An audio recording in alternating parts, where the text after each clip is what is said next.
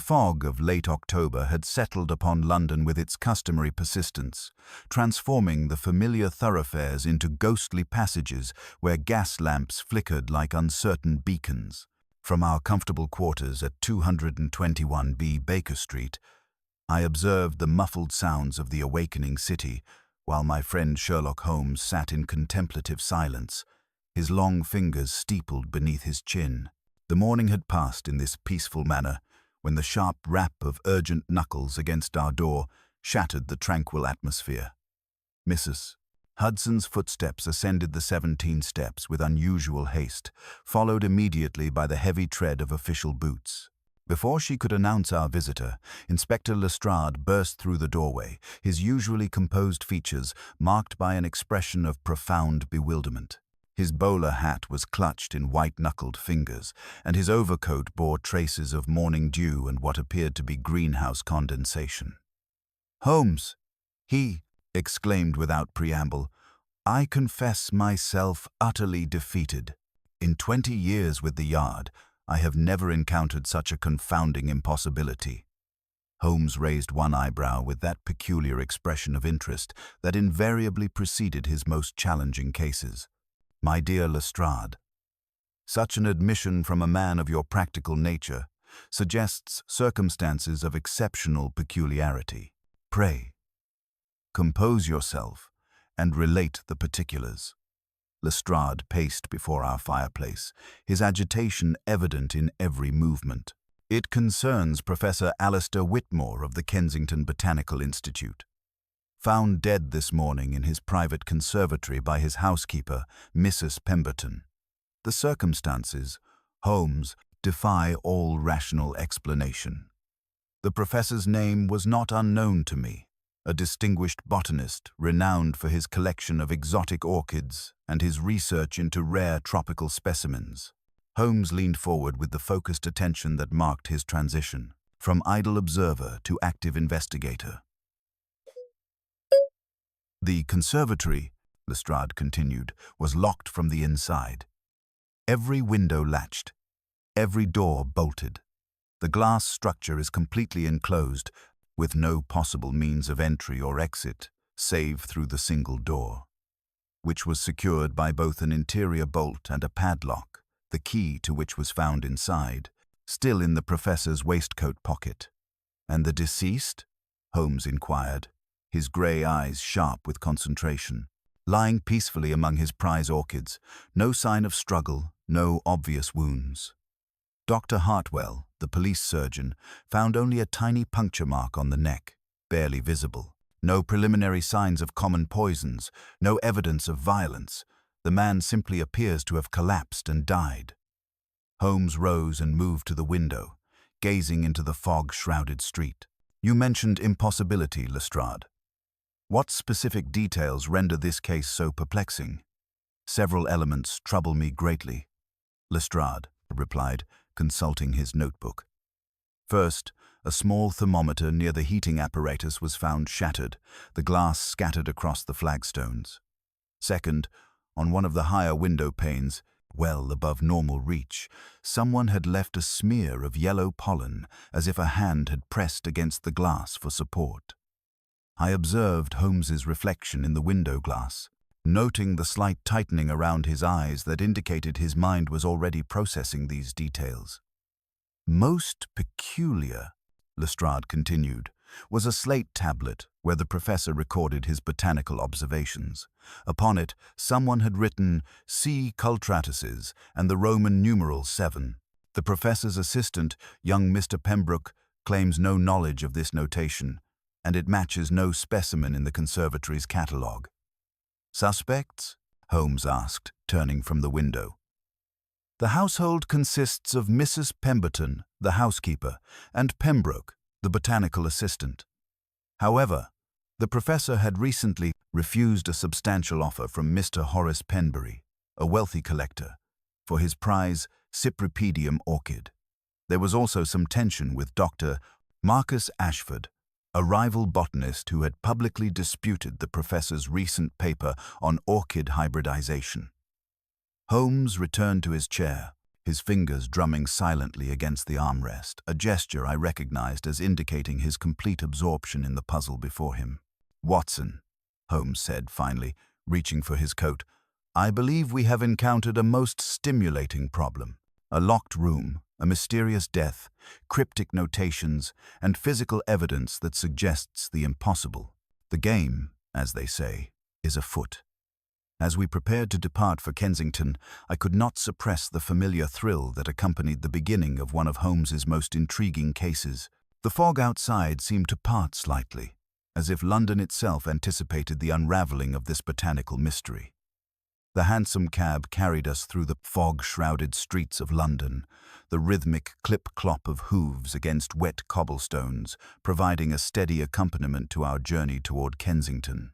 Holmes sat in contemplative silence, his keen grey eyes fixed upon some invisible point beyond the carriage window, though I suspected his mind was already reconstructing the impossible circumstances we were about to examine. Lestrade, opposite us, fidgeted with his notebook, occasionally muttering fragments of the case details, as if repetition might somehow illuminate their meaning. As we approached the more prosperous district of Kensington, the fog began to thin slightly, revealing the elegant Georgian facades that characterized this quiet residential area. "Tell me, Lestrade," Holmes said suddenly, breaking his silence, "when you first arrived at the scene, was the padlock still engaged upon the outer hasp of the conservatory door?" "Indeed it was, Holmes. Mrs. Pemberton had to unlock it with her spare key before we could even attempt to force the interior bolt. The professor's key was found in his waistcoat pocket, as I mentioned." "Precisely," Holmes murmured, his fingers drumming silently against his knee. "And the shattered thermometer, you described it as lying near the heating apparatus. Was it a standard mercury instrument or something more specialized for botanical work?" "A mercury thermometer, mounted at shoulder height near a magnificent orchid display. The glass fragments were scattered across nearly 3 feet of flagstones, as if it had been struck with considerable force." Holmes's eyebrows rose slightly. "Curious. Such dispersion suggests impact far exceeding what a simple fall might produce." His gaze shifted to examine Lestrade's coat more closely. "I observe you've had occasion to brush against greenhouse glass this morning, Inspector. The faint yellow dust on your sleeve, orchid polinium, waxy rather than powdery, indicates contact with the slipper orchid family." Lestrade glanced down at his sleeve in surprise. "You're quite right. I did lean against one of the windows while examining that mysterious smear you mentioned." "Not that particular smear," Holmes corrected with a slight smile. "Your mark would be fresh and at a normal height. The evidence suggests someone of considerable stature pressed against the upper panes, leaving traces well above ordinary reach." Our cab drew to a halt before a substantial red brick residence, distinguished by the remarkable glass conservatory that extended from its eastern wing like a crystalline growth. Even through the lingering fog, the iron framework created geometric shadows against the translucent panels, and I could see why the structure would present such a formidable puzzle for any would-be intruder. Mrs. Pemberton emerged from the front door as we approached, her grey hair pulled severely back and her black dress marking her unmistakably as the household's housekeeper. Her face bore the drawn expression of one who had witnessed something beyond comprehension, and her hands trembled slightly as she gestured us toward the entrance. "Gentlemen," she said, her voice barely above a whisper, "Inspector Lestrade is waiting in the conservatory. I cannot bring myself to enter that place again. The professor was like a father to me, and to see him lying there among his precious flowers." Her words trailed off as she pressed a handkerchief to her eyes. Holmes approached her with uncharacteristic gentleness. "Mrs. Pemberton, I understand your distress, but I must ask, had you noticed anything unusual about the professor's behavior in recent days?" The housekeeper straightened slightly, gathering her composure. The professor had been working longer hours than usual, often remaining in the conservatory well past midnight. He seemed particularly excited about some new specimen that had arrived from Ceylon last week. And he was most particular about maintaining exactly 73 degrees Fahrenheit in the conservatory, said it was crucial for his prize orchid's flowering cycle. We followed her through rooms filled with botanical illustrations and scientific journals, the air growing noticeably warmer as we approached the conservatory. The door to the glass structure stood open, revealing the humid atmosphere within, thick with the scent of rich earth and exotic blooms, punctuated by something else, a faint, almost medicinal odor that I could not immediately identify. Holmes paused at the threshold, his sharp gaze cataloguing every detail of the remarkable space before us. The conservatory was indeed a marvel of Victorian engineering, its soaring glass ceiling, supported by delicate iron tracery, filled with lush tropical vegetation that created a paradise in the heart of London. "Now then," Holmes said quietly, drawing off his gloves, "let us see what secrets this botanical sanctuary holds." The humid air struck us like the breath of some distant tropical realm as we crossed the threshold into Professor Whitmore's sanctuary. The atmosphere was thick with moisture and the intoxicating fragrance of exotic blooms, yet beneath this floral symphony lay a faint, almost medicinal undertone that I could not immediately identify. Holmes inhaled once, lightly, then moved forward with that peculiar, measured gait he reserved for crime scenes of particular significance. The conservatory was indeed a marvel of Victorian engineering, its soaring glass ceiling supported by delicate iron tracery that created geometric shadows against the translucent panels. Water trickled steadily through a narrow channel that ran the length of the structure, and everywhere, the broad leaves and elegant fronds of tropical specimens created a miniature jungle wherein pale orchid faces peered with almost human curiosity. Professor Whitmore lay peacefully among his beloved flowers, positioned as though he had simply knelt to examine a particularly fascinating specimen and chosen to rest there permanently.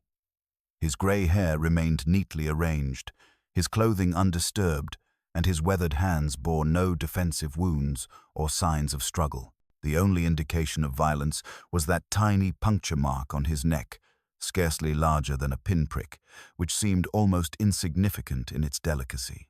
Holmes did not immediately approach the deceased, but instead began his methodical examination of the scene itself. His keen grey eyes swept the glass walls and iron framework before settling upon the heavy wooden door through which we had entered. "The interior bolt and exterior padlock," he murmured, running a gloved finger along the polished brass mechanism, an arrangement that seems to have trapped its owner rather than excluded an intruder. Moving to the shattered thermometer, Holmes knelt and produced his magnifying glass, examining not merely the scattered fragments, but their individual placement upon the flagstones. "Remarkable," he commented, his voice barely above a whisper. "The dispersion pattern suggests impact from below, delivered with considerable force yet at a precise angle. Notice, Watson, how the heaviest pieces have traveled the greatest distance. This was no accidental fall."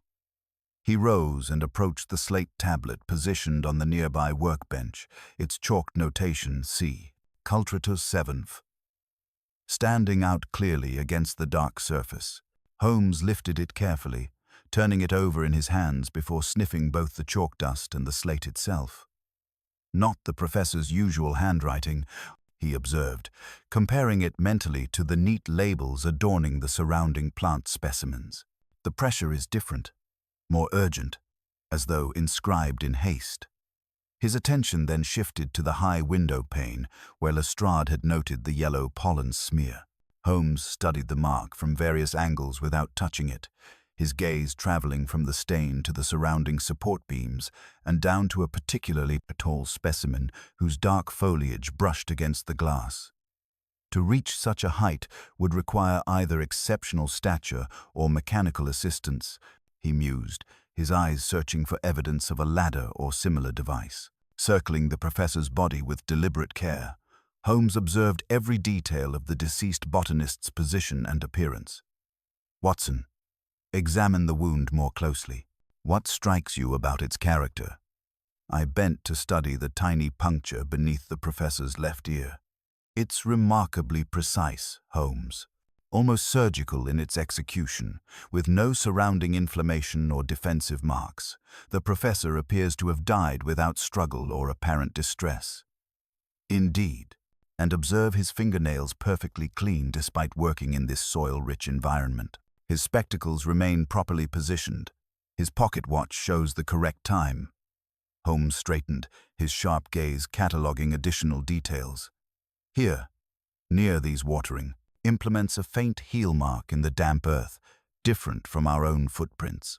The sole pattern suggests a boot of considerable size. He moved to examine a section of the water channel, where a thin, iridescent film clung to the surface like oil. Using his penknife, he carefully collected a sample. Not paraffin, he noted.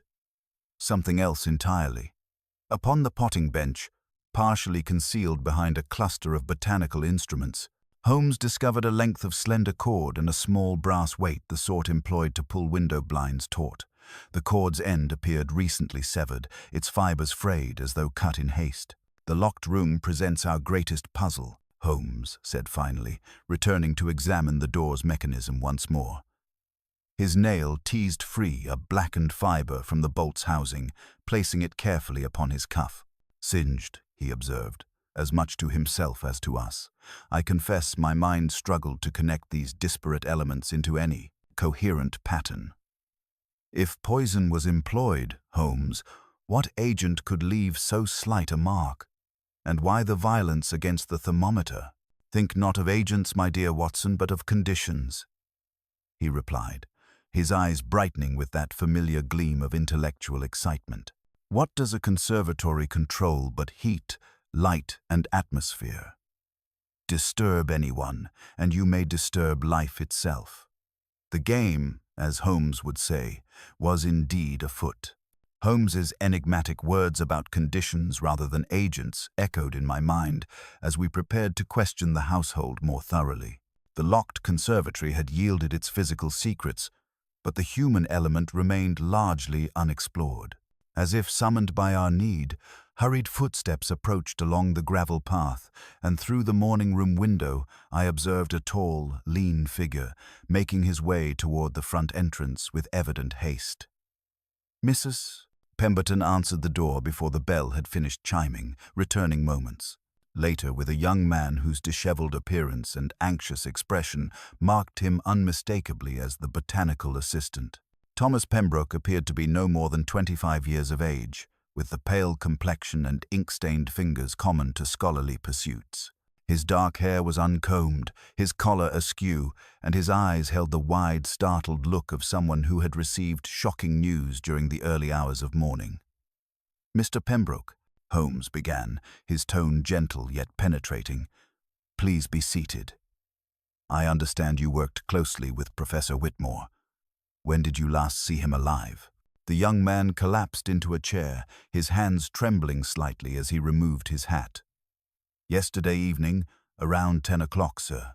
We had been examining the new Ceylon specimens that arrived last week, extraordinary orchids that the professor was most excited about.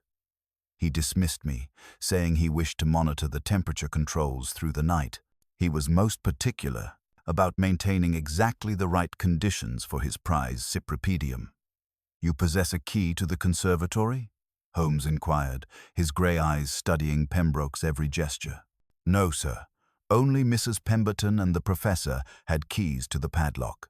I enter through the kitchen corridor each morning, and the professor would unlock the conservatory door himself." Pembroke's voice carried a note of genuine distress. "I had no reason to return there after I left." Lestrade stepped forward, his practical mind focusing on immediate evidence. "We found boot prints in the conservatory. Mr. Pembroke, large impressions near the watering apparatus. Would you mind if we compared them to your footwear?" Without waiting for consent, Holmes knelt and examined Pembroke's boots with his magnifying glass. The soles were broad and substantial, and when he mentally compared them to the impressions we had observed in the damp earth, the correspondence seemed undeniable. Yet something in Holmes's expression suggested reservation rather than satisfaction. "The shattered thermometer," I interjected, recalling our earlier observations. "Did you notice anything unusual about the heating apparatus when you left last night?" Pembroke's brow furrowed in concentration. "Nothing at all, Dr. Watson." The system was functioning perfectly. The professor had been most insistent about maintaining 73 degrees Fahrenheit. He said it was crucial for the flowering cycle of his specimens. He would have been devastated if anything had disrupted the temperature. And this notation we discovered, C. Cultratus seventh. Does it hold any meaning for you? Holmes asked, producing the slate tablet from his coat. The assistant examined the chalked inscription with evident puzzlement. "It's not a standard botanical designation, sir.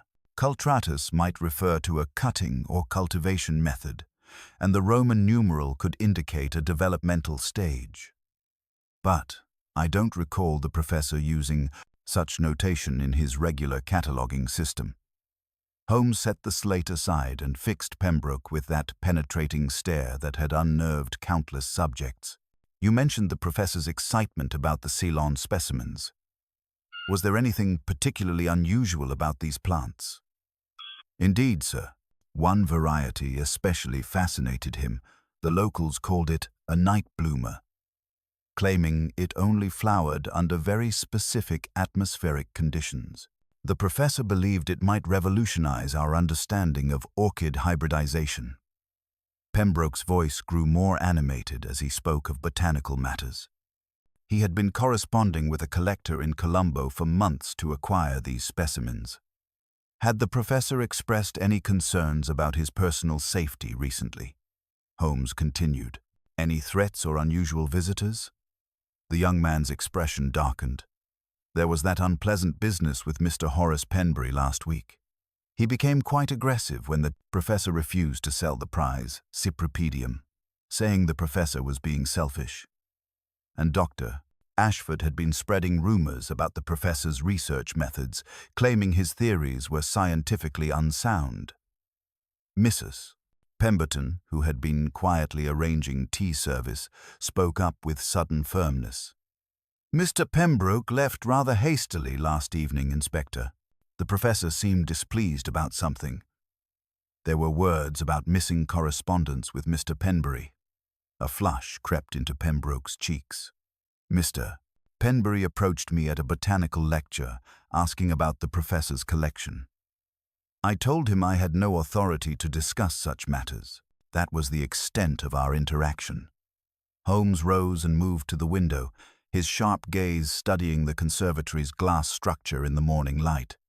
"Mr. Pembroke, you are a tall man. Could you reach the upper window panes of the conservatory without mechanical assistance?" "Awkward. There's a folding ladder we use for cleaning the higher glass panels." Pembroke seemed genuinely confused by the question. "Why do you ask?" Rather than answer directly, Holmes turned back to face the young man, his expression unreadable. "When you discovered the professor this morning, did you notice anything disturbed besides the broken thermometer?" "The heating apparatus seemed to have been adjusted, sir. The controls were set differently than usual, and there was an odd smell in the air, medicinal, almost chemical, but I assumed it was from the new specimens." Holmes nodded slowly, filing away this information with characteristic precision. The morning light streaming through the windows illuminated the fine yellow dust that clung to Pembroke's jacket sleeve, the same waxy pollen we had observed on the conservatory's upper glass panels. Yet, rather than pouncing upon this evidence, Holmes seemed to be weighing it against some larger pattern that remained invisible to the rest of us. "Thank you, Mr. Pembroke," Holmes said finally. "Your observations have been most illuminating. We may require further questions as our investigation proceeds." As the young man departed, his nervous energy still palpable, I observed Holmes's thoughtful expression. The evidence against Pembroke seemed compelling. His boots matched the prints, his height could explain the high pollen smear, and his access to the conservatory was undeniable. Yet Holmes's manner suggested that the obvious solution might be precisely what made it suspect. "Watson," he said quietly, I believe we are witnessing something far more sophisticated than a simple case of botanical rivalry turned deadly. Holmes's quiet pronouncement about sophistication lingered in the morning air like the humid atmosphere of the conservatory itself. The evidence against young Pembroke seemed almost too convenient, arranged with a precision that suggested either remarkable carelessness or deliberate calculation. Before we could pursue this troubling observation further, however, the sound of rapid footsteps upon gravel announced another arrival to this increasingly crowded stage of botanical intrigue. Through the drawing-room window, I observed a tall, spare gentleman emerging from a hired cab with the purposeful stride of one accustomed to academic authority. His immaculate frock coat and precisely groomed whiskers marked him unmistakably as a man of science, though his aquiline features bore an expression of barely contained irritation that suggested his visit was not entirely voluntary. "Mrs. Pemberton," announced him with evident reluctance. "Dr. Marcus Ashford to see you, gentlemen. He says the matter concerns the professor's recent correspondence." "Doctor." Ashford swept into the room with the commanding presence of one who expects deference from his intellectual inferiors. His greeting was perfunctory, his sharp gaze immediately cataloguing our little assembly with the dismissive assessment of a scholar evaluating amateur efforts. "I came as soon as I received word of this tragedy," he declared, though his tone suggested more annoyance than grief. "Poor Whitmore's theoretical excesses have finally led to practical consequences. You had recent disagreements with the deceased?" Holmes inquired, his manner deceptively casual. "Disagreements?" Ashford's nostrils flared with academic disdain. The man was systematically corrupting botanical nomenclature with his fanciful inventions. "This C. cultratus's notation you've no doubt discovered pure fabrication. No reputable catalogue would tolerate such linguistic barbarism." Holmes leaned forward with sudden interest. "You recognize the inscription?" "Unfortunately, yes." Whitmore had begun creating false Latin designations for his hybrid experiments, numbering them with Roman numerals as though they were legitimate species classifications. The seventh iteration of his imaginary cultratus, variety, scholarly fraud disguised as discovery. Lestrade consulted his notebook eagerly. "And where were you yesterday evening, Doctor?" "Ashford?" "At the Royal Institution until well past midnight, reviewing manuscripts for the Botanical Journal. The night porter can verify my presence, as can several colleagues who remained equally late." Ashford's reply carried the confidence of unassailable respectability. Before we could pursue this line of questioning further, the sound of wheels upon cobblestones announced yet another visitor. This time, a well-appointed carriage deposited a figure of considerable girth, whose expensive overcoat and gold-headed walking stick proclaimed his substantial means. His florid complexion and calculating eyes marked him unmistakably as Horace Penbury, the persistent collector whose offers had so recently been rejected. "Gentlemen," Penbury announced, settling his considerable bulk into the largest available chair. "I came immediately upon hearing this dreadful news. Poor Whitmore, such a loss to the botanical community, though I confess my primary concern remains his magnificent Cypripedium collection." "Your sentiment does you little credit," I observed sharply. Penbury regarded me with the cool assessment of a businessman evaluating an obstacle. "Sentiment, Doctor, does not preserve rare specimens. My offer remains valid, and I trust the estate will prove more reasonable than its former owner." Holmes studied the collector with that penetrating intensity that made lesser men uncomfortable. "Your expertise extends beyond mere acquisition, I assume. You understand the technical requirements of orchid cultivation?" "Naturally. One cannot build a collection of my caliber without mastering every aspect of specimen care." Penbury's chest swelled with evident pride. "Temperature control, humidity regulation, atmospheric composition. I've successfully cultivated varieties that other collectors declared impossible to grow in English climate, including knowledge of the more dangerous aspects of tropical botany," Holmes pressed. his tone deceptively casual. For the first time, Penbury's confident demeanor showed a crack of uncertainty. Dangerous? Well, yes. Certain species can be. Temperamental. Some orchids emit defensive compounds when stressed, alkaloid vapors that can cause unconsciousness, or worse, if the heating system malfunctions. It's why proper ventilation and remote temperature controls are essential. Holmes's eyes sharpened with sudden interest. These compounds would be released as gases under specific atmospheric conditions. Indeed, overheating can trigger toxic emissions from certain tropical varieties. I've heard of collectors overcome by fumes from improperly regulated conservatories. Penbury seemed pleased to demonstrate his technical knowledge, unaware of its potential implications. As our interviews concluded and the suspects departed, Holmes returned to the conservatory for a final examination. I observed him through the wavering glass as he knelt among the exotic specimens, his movements deliberate and methodical. From beneath the potting bench, he retrieved a small clay shard, examining it closely before slipping it into his waistcoat pocket. Near the heating apparatus, he discovered a length of singed cord and adjusted a small brass weight that hung forgotten behind a towering fern. When he emerged, his expression bore that familiar gleam of intellectual excitement that invariably preceded his most brilliant deductions. He said quietly, "We are dealing with a mind of considerable cunning, one that understands both the science of botany and the art of misdirection. The obvious solution may prove to be the most elaborate trap of all." The game, as Holmes would say, was growing more intriguing by the moment.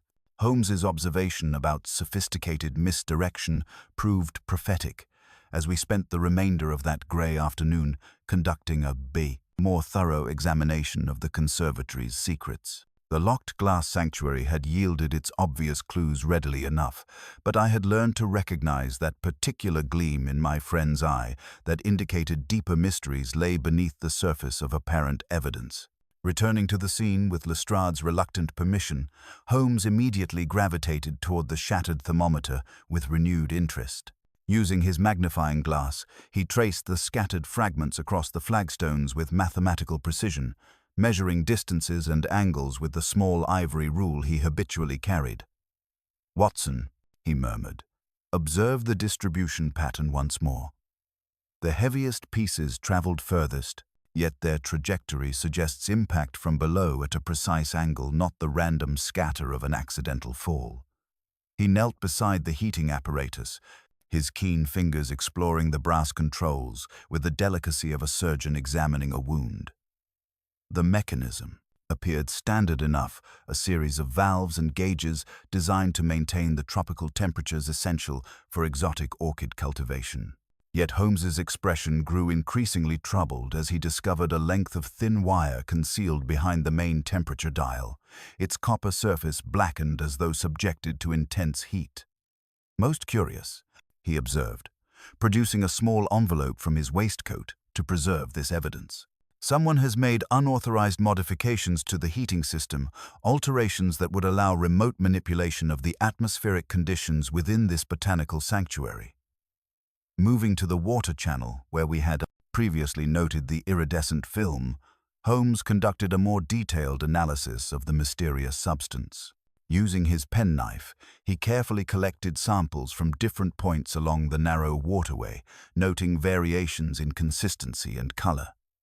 "Not merely oil, Watson, but something far more specific. This residue suggests the presence of plant alkaloids, natural compounds that certain tropical species release when subjected to thermal stress." The implications struck me with growing alarm. "You mean the professor might have been overcome by toxic vapors from his own collection?" "Precisely. Yet that raises equally troubling questions about how such a reaction was triggered." Holmes straightened, his grey eyes scanning the towering specimens that surrounded us. "Consider Penbury's revelations about defensive compounds released under specific atmospheric conditions. Now observe this wire modification to the heating system, the shattered thermometer that monitored temperature precisely, and the tiny puncture mark on the professor's neck." He moved to examine the slate tablet once more, studying the mysterious notation C. Cultratus, 7, with renewed intensity. Doctor, Ashford dismissed this as fabrication, yet what if it represents something else entirely? Not a botanical classification, but a coded reference to a specific sequence of events, perhaps the seventh attempt at achieving particular atmospheric conditions. The brass weight and severed cord we had discovered earlier now assumed greater significance, as Holmes demonstrated how they might have been employed to manipulate the heating controls remotely. A simple pulley system, he explained, designed to trigger temperature fluctuations at a predetermined time, creating the precise conditions necessary to release toxic compounds from carefully selected specimens. Yet, even as the mechanical aspects of the crime became clearer, the human element remained frustratingly elusive. Young Pembroke's boot prints and the pollen on his sleeve provided compelling physical evidence. Yet Holmes seemed increasingly skeptical of such convenient proof. "Watson," he said quietly, "we are witnessing something far more elaborate than simple botanical rivalry. The evidence against Pembroke is almost too perfect. His footprints, clearly visible, his height matching the pollen smear, his access to the conservatory, undeniable. Such obvious guilt suggests either remarkable carelessness or deliberate calculation." As we prepared to depart the conservatory, Holmes paused at the threshold, his sharp gaze cataloguing every detail one final time. "The locked room was never truly locked," he observed with sudden clarity. "It was transformed into a death chamber through scientific manipulation, then sealed to create the illusion of impossible circumstances." The afternoon fog was thickening as we emerged into the garden, yet Holmes's mood seemed remarkably buoyant, despite the complexity of our case. "Tomorrow, Watson, we shall need to examine those Ceylon specimens more closely. I suspect they hold the final key to this botanical deception and to identifying a mind capable of such elaborate murder." The game, as Holmes would say, was approaching its most dangerous phase. Holmes's observation about sophisticated misdirection proved prophetic as the grey afternoon deepened into evening fog. The locked glass sanctuary had yielded its obvious clues readily enough, but I had learned to recognize that particular gleam in my friend's eye that indicated deeper mysteries lay beneath the surface of apparent evidence. Returning once more to the conservatory with Lestrade's reluctant permission, Holmes immediately gravitated toward the shattered thermometer with renewed intensity. Using his magnifying glass, he traced the scattered fragments across the flagstones with mathematical precision, measuring distances and angles with the small ivory rule he habitually carried. "Watson," he murmured, "observe the distribution pattern once more. These fragments tell a story of deliberate destruction, not accidental breakage."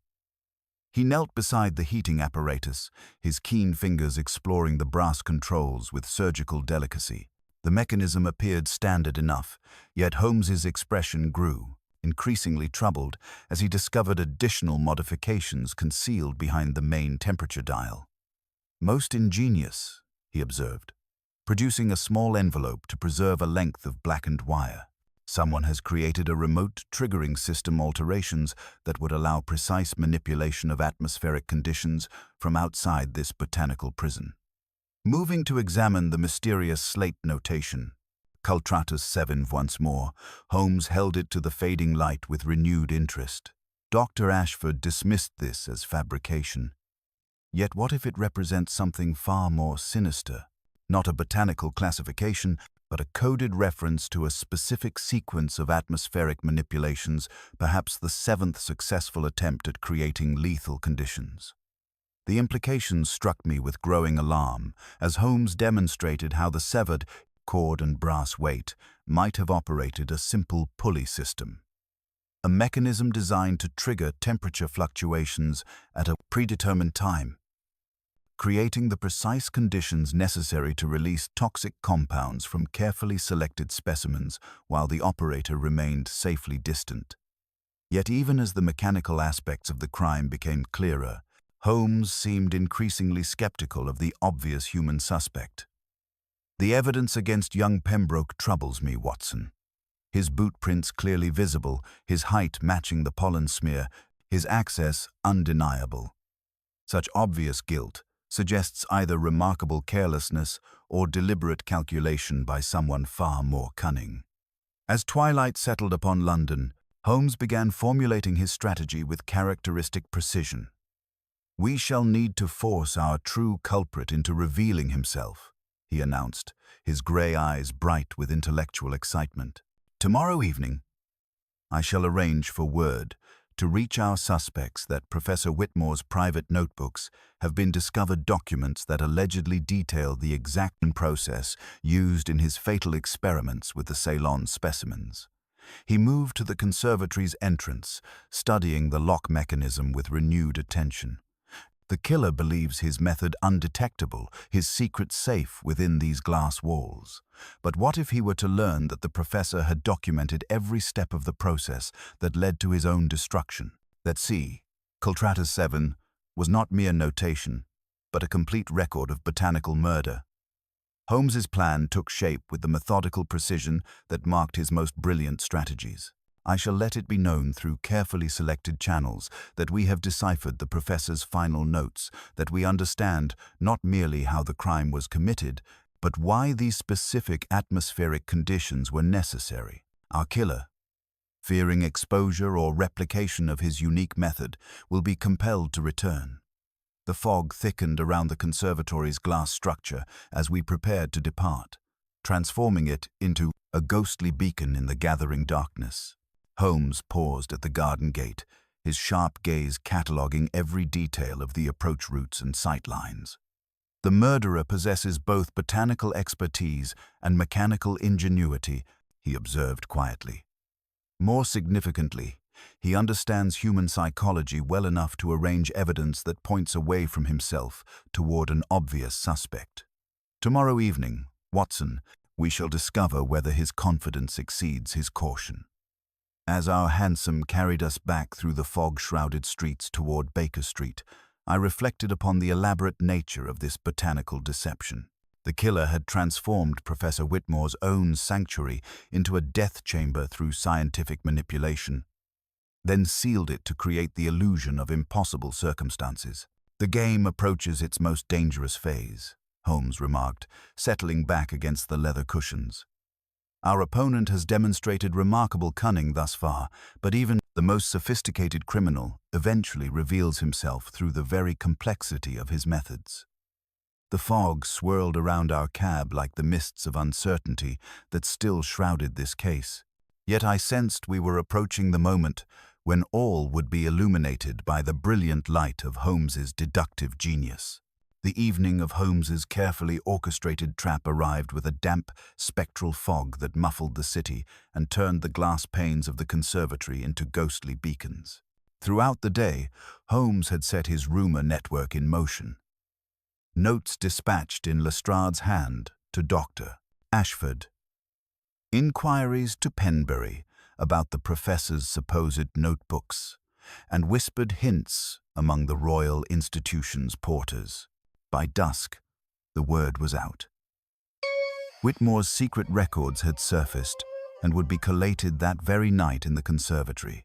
As darkness pooled across Kensington, Holmes and I took up our positions just inside the conservatory, half concealed among the towering orchids. Lestrade waited outside in the garden's shadowy laurel, 2 constables stationed nearby. Holmes pressed a flask into my hand.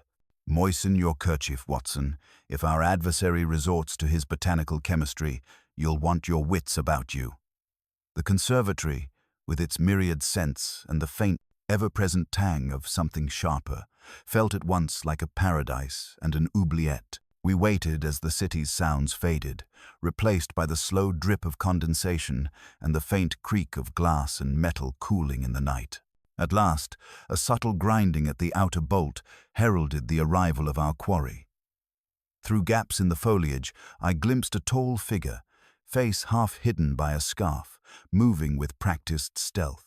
He set a ladder against the high frame, probing the upper latch with a slender wire. The ventilator slid open, and a taut line dropped into the gloom. A gloved hand flicked the heating dial upward, a faint, sweet tang thickened in the air. Another movement, a string drawn, a brass weight trembling set the deadly mechanism in motion. Holmes acted at once, silently wedging the lower ventilator wide and giving a sharp signal. Lestrade and his men sprang from the shadows as Holmes lunged to crush a smoldering thread near the bolt, just as it threatened to ignite the mechanism anew. For a moment, the intruder stood framed in the doorway, eyes flashing above the scarf. With a swift, practiced motion, he toppled the ladder, scattering Lestrade's men, and vanished into the fog, pursued by our party. We gave chase through the garden's twisting paths. Twice we nearly had him, but each time he slipped away with the sure-footedness of a man who knows both the grounds and his own peril. We reached the lane in time to glimpse a departing cab and to catch the ghost of a strong, unfamiliar tobacco on the breeze. Back in the conservatory, Holmes surveyed the debris with clinical satisfaction. He nearly succeeded. Watson. 5 more minutes, and this room would have been as deadly as the night of Whitmore's demise. On the bench, left in the hurried retreat, was a narrow-bladed knife with a mother-of-pearl capped handle, its sheath marked with an embossed lozenge bearing a single initial. Holmes also pointed to the footprints fine-soled, not Pembroke's, and a fresh resin smear on the ladder. He came not merely to destroy the evidence, but to ensure no one could replicate his method. Lestrade, vexed by the near miss, demanded answers. Holmes explained in his measured way. Our adversary is a man of both botanical sophistication and mechanical cunning, one who understood not only how to engineer the lethal conditions, but how to frame another for his crime. The clues, footprints, pollen, the peculiar knife point to an individual of considerable stature and expertise, but tonight's events have narrowed the field considerably. He turned to me, his eyes gleaming with intellectual fire. The method was ingenious, remotely triggered temperature manipulation to provoke a toxic response from a rare orchid, all while leaving the illusion of an impossible, locked-room death. The C. Cultrata 7 was not a mere invention, but a coded record of the sequence required. Our suspect came to destroy these records and nearly destroyed us with the same method. As Holmes spoke, the last fumes of the deadly vapor dissipated, and the conservatory's exotic blooms seemed to nod in silent witness. The net was tightening, and Holmes, ever the hunter, was closing in. Tomorrow, he murmured, our adversary will find the ground growing perilously thin beneath his feet. He has shown his method and his fear. The final revelation is close at hand. The night, pregnant with secrets, offered no further reply, but Holmes's calm certainty was all the assurance I needed that the end game of the case of the death in the botanist's garden was near. The morning following our nocturnal encounter in the conservatory brought with it a crystalline clarity that seemed to cut through both the London fog and the remaining shadows of our botanical mystery. Holmes sat at our breakfast table with the mother-of-pearl-handled knife positioned before him like a specimen under examination, his magnifying glass revealing details that had escaped our hurried observation in the darkness. The embossed lozenge upon the handle bore a single, elegantly engraved initial that would prove more significant than its modest size suggested. The blade tells a fascinating story, Watson, Holmes observed, setting down his glass with evident satisfaction. Note the fine steel construction surgical quality, designed for precision work. The resin traces we discovered suggest our intruder prepared his ladder with botanical gum to muffle any sound during his ascent. Most illuminating is this tobacco residue. Upon the handle, a distinctive blend of Latakia and oriental leaf that speaks to expensive tastes and continental connections. Before I could respond to these observations, Mrs. Hudson's familiar tread upon the stairs announced the arrival of urgent correspondence. Among the Morning Post lay a telegram bearing the blue paper of police communication, which Holmes tore open with characteristic efficiency. His grey eyes scanned the contents with growing interest, and I observed that familiar tightening around his features that indicated significant developments. "Lestrade has been remarkably industrious during the early hours," he announced, passing me the telegram. "Young Pembroke was discovered at dawn in a warehouse near the Thames, bound and gagged, bearing clear evidence of having been detained since yesterday afternoon. It appears our true adversary required an unshakable alibi for his nocturnal activities and chose to ensure his chosen scapegoat could provide no inconvenient testimony about his actual whereabouts. Implications struck me with the force of revelation. Then all the evidence against Pembroke, the boot prints, the pollen traces, his convenient access to the conservatory, was carefully orchestrated misdirection. Precisely, my dear Watson. Our murderer understood that obvious evidence would draw attention away from more subtle truths. The theatrical elements of this crime, the locked room, the shattered thermometer, the mysterious atmospheric conditions were designed to create an impossible puzzle that would focus our attention on the mechanics rather than the human element. Holmes rose and moved to the window, his sharp gaze studying the clearing morning with evident anticipation. Within the hour, Lestrade arrived with additional details that confirmed Holmes's deductions. The inspector's account of Pembroke's ordeal painted a picture of calculated manipulation. A tall gentleman of scholarly bearing had approached the young botanist with claims of urgent business regarding Professor Whitmore's research, luring him to an abandoned warehouse where he was overpowered and restrained until the morning's discovery. "The description Pembroke provided is most illuminating," Lestrade reported, consulting his notebook with evident satisfaction. "A man of considerable height and distinguished appearance, wearing an expensive overcoat and carrying a gold-headed walking stick. Most significantly, Pembroke noted the lingering scent of exotic tobacco and remarked upon his captor's unusually strong hands accustomed to precise manipulation." Holmes nodded slowly, his fingers drumming against the armrest with that familiar rhythm, indicating his mind was assembling the final pieces of our puzzle.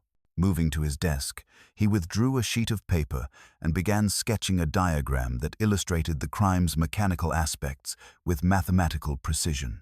The heating system modifications, the remote triggering mechanism, the careful timing required to create specific atmospheric conditions all demonstrated an intimate knowledge of both botanical science and engineering principles that narrowed our field of suspects considerably.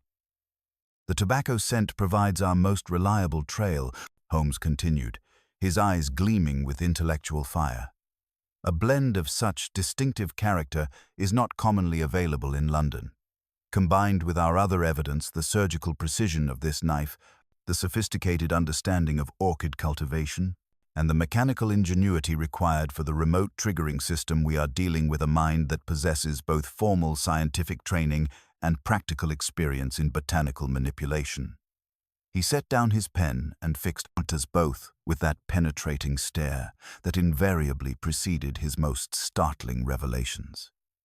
"Gentlemen, this afternoon we shall pay a visit to complete our investigation. The time has come to transform theory into justice, to confront our adversary with evidence that will demonstrate not merely opportunity and method, but the driving motive behind such elaborate murder."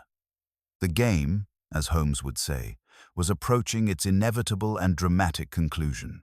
The afternoon sun cast long shadows across Grosvenor Square as our hansom drew to a halt before Horace Penbury's imposing residence. The collector's wealth was evident in every architectural detail, from the polished brass fittings to the elaborate glass conservatory that extended from the building's eastern wing like a crystalline declaration of botanical ambition. Holmes emerged from our carriage with that purposeful stride I had learned to associate with the final moments of his most challenging cases. Penbury received us in his private conservatory, a smaller but more opulent version of Professor Whitmore's sanctuary. The humid air carried that distinctive blend of latakia and oriental tobacco that had haunted our investigation, mingling with the exotic fragrances of his prized orchid collection. The collector himself appeared supremely confident, his gold-headed walking stick gleaming in the filtered sunlight as he gestured toward his specimens with proprietary pride. "Gentlemen," he declared with obvious satisfaction, "I trust you have come to discuss the disposition of poor Whitmore's collection. Time is of the essence. Such delicate specimens cannot survive indefinitely without proper care." Holmes studied the man with that penetrating intensity that invariably preceded his most devastating revelations. "Indeed, Mr. Penbury, we have come to discuss disposition, but not of orchids. Rather, of evidence that reveals you as Professor Whitmore's murderer." The collector's confident facade flickered like a flame in sudden wind, though he maintained his composure with admirable effort. "Preposterous accusations, Mr. Holmes. I am a victim in this matter, denied legitimate purchase and dragged into a sordid police inquiry." "Inquiry," Holmes replied with deadly calm. "Last evening, you returned to the Kensington Conservatory to destroy evidence of your elaborate method. You brought a ladder prepared with botanical resin to muffle sound, surgical instruments to recreate your original crime, and the same distinctive tobacco blend that now permeates this very room." Holmes produced the mother-of-pearl handled knife from his coat, its elegant surface catching the afternoon light. "This instrument bears your initial, Mr. Penbury, the letter H, engraved with the same precision you employed in Professor Whitmore's murder. The tobacco residue upon its handle matches your expensive blend exactly, and the surgical quality of the blade speaks to your sophisticated approach to botanical manipulation." Moving to examine Penbury's heating apparatus, Holmes demonstrated the mechanical modifications that had transformed the professor's sanctuary into a death chamber. "You understood that certain Ceylon orchids release toxic alkaloids when subjected to precise thermal stress. Your knowledge of atmospheric control systems, combined with your collector's obsession, provided both method and motive for this scientifically perfect crime." The technical explanation that followed revealed the full scope of Penbury's murderous ingenuity. Remote triggering mechanisms, carefully calculated temperature fluctuations, and the deliberate destruction of monitoring equipment had created an impossible locked-room mystery that would have baffled lesser investigators. The shattered thermometer, the mysterious slate notation, and the atmospheric conditions that proved fatal all had been orchestrated with scientific precision. Young Pembroke's abduction was equally calculated, Holmes continued relentlessly. You required him absent during the crucial hours, both to eliminate potential witnesses and to provide a convenient scapegoat. His boot prints, carefully preserved in the conservatory's damp earth, his height matching the pollen smears you left while positioning your ladder, every detail designed to deflect suspicion from the true perpetrator. Penbury's composure finally cracked under the weight of irrefutable evidence. His hands trembled as he gripped his walking stick, and the calculating gleam in his eyes gave way to something approaching desperation. "Whitmore was a stubborn fool," he muttered, his voice barely above a whisper.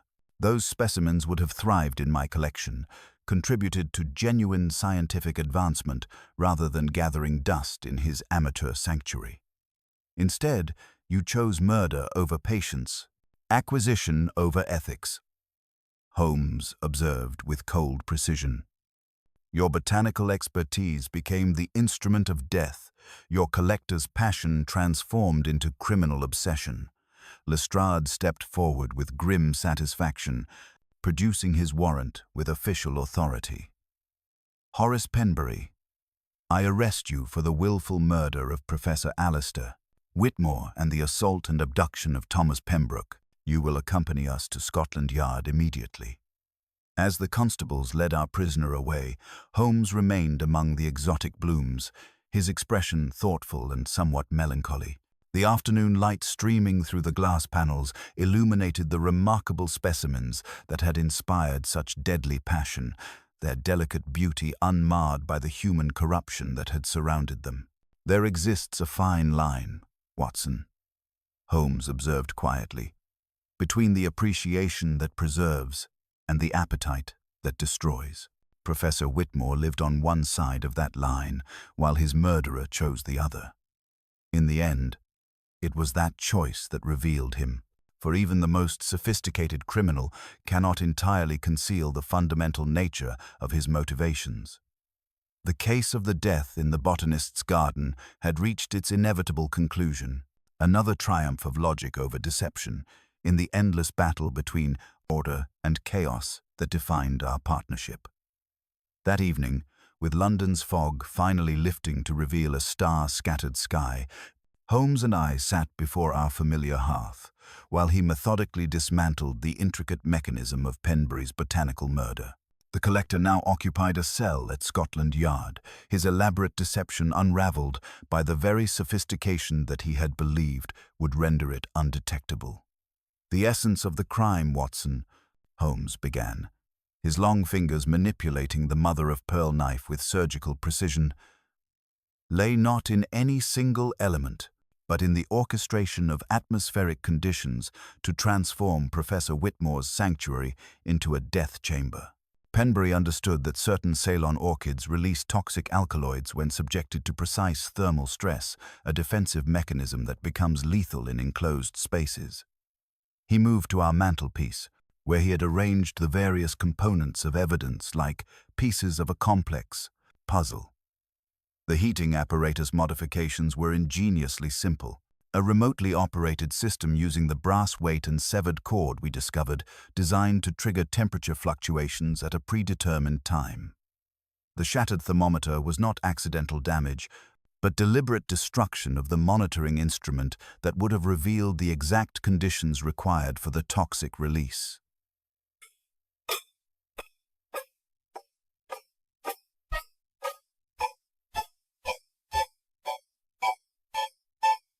I interjected. "How did Penbury secure the bolt from outside?" "Elementary mechanics, disguised as impossibility," he replied with evident satisfaction. He wedged the interior bolt open with a sliver of wood sealed with botanical wax, then threaded a slow-burning match through the bolt housing that singed fiber we discovered. After stepping outside and engaging the padlock, he ignited the match. The timed burn melted the wax. The wedge fell away, and the bolt slid home under its own weight, creating the perfect illusion of interior security.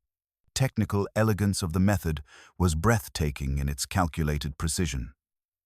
"And the puncture wound that so puzzled Dr. Hartwell?" A theatrical flourish applied post-mortem using Whitmore's own entomological equipment, Holmes explained with a touch of disdain. "Note the absence of inflammation, clear evidence that the wound was inflicted after death." Penbury sought to suggest injection while concealing the true atmospheric cause of death. "Mrs." Hudson's gentle knock announced unexpected visitors. Thomas Pembroke entered with Mrs. Pemberton, both bearing expressions of profound relief and gratitude. The young botanist carried a small potted orchid, its pristine white blooms unmarked by the violence that had surrounded its species. "Mr. Holmes," Pembroke began, his voice steady despite recent ordeals, "we cannot adequately express our gratitude. Without your intervention, I would have faced execution for a crime I could never have conceived, let alone committed." Holmes accepted their thanks with characteristic modesty. "The evidence of your innocence was clear to anyone willing to examine facts without preconception, Mr. Pembroke. Penbury's misdirection was elaborate, but ultimately self-defeating." Pemberton stepped forward, her weathered hands clasped with emotion. "The professor would have been grateful to know his death exposed such calculated evil. Mr. Penbury's obsession corrupted what should have been appreciation into something murderous." After our visitors departed, Holmes returned to his contemplation of the case's broader implications. The C. Cultratus seventh. Notation was Penbury's private record of experimental success, the seventh iteration of atmospheric conditions required to trigger lethal alkaloid release from the night-blooming specimens. His attempt to disguise it as Whitmore's fabricated classification revealed both his scientific method and his academic arrogance. He reached for his pipe, his movements deliberate and contemplative. Penbury's downfall lay in his very expertise, Watson. A cruder criminal might have employed obvious poison or violence, But his sophisticated understanding of botanical chemistry led him to create a method so elaborate that it functioned as an inadvertent signature, identifying its author with mathematical precision. The fire settled in the grate with gentle whispers, and familiar sounds of London's evening routine filtered through our windows. Holmes had already begun sorting through the morning's correspondence, his restless intellect seeking new challenges. The criminal mind, he observed quietly, often reveals itself through the sophistication of its methods. Penbury believed his scientific knowledge rendered him undetectable. Yet that same knowledge provided the very clues that exposed him. The tobacco blend, the surgical precision of his instruments, the mechanical ingenuity of his remote triggering system all proclaimed his identity to anyone capable of reading the evidence correctly. I took up my pen to record these final observations. Another case concluded. "Holmes, indeed, Watson," he replied, his grey eyes already distant with anticipation, "though I suspect that somewhere in this vast city another impossible crime awaits our attention. The game, as they say, never truly ends." The case of the death in the botanist's garden had reached its satisfying resolution, another triumph of logic over elaborate deception.